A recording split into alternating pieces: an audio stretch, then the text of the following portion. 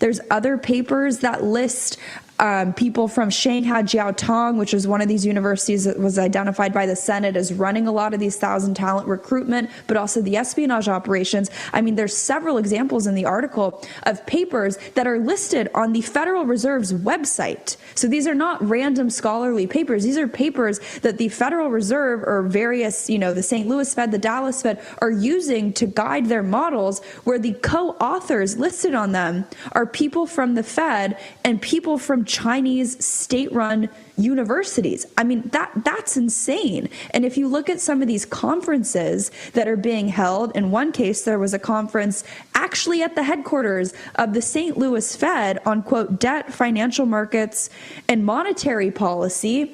They invited someone from Fudan University. I mean, it's egregious enough to invite them into the Fed, a country that's actively seeking to subvert and co-opt people into becoming spies on behalf of the Chinese.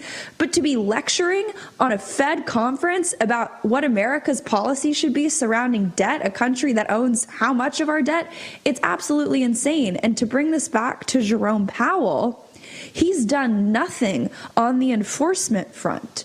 There's been no movement, as far as I'm concerned, on any of these employees that were identified by the Senate. The Fed did nothing to expand their policies when it comes to international research collaborations proactively. The Senate sort of passed something, which it's wild if the Senate is beating the Fed to doing anything, saying that you can't take compensated gigs with the Chinese or with any foreign country, but you can still take uncompensated gigs. So then the second you resign, like all of these people we just went through, suddenly they're posted up as professors at not just China, not institutions that happen to be in China, right? Institutions that are part of China's economic warfare operation to steal data and co-opt Fed employees from every level, all the way to, as we saw, former Fed governors. There are Fed governors listed on research papers alongside members of the Chinese Communist Party, advising the Fed on what their monetary policy should be. I mean, if that doesn't make you outraged and enraged and show that Jerome Powell needs to go because, just like Anthony Fauci, he does not understand the threat posed by the Chinese Communist Party,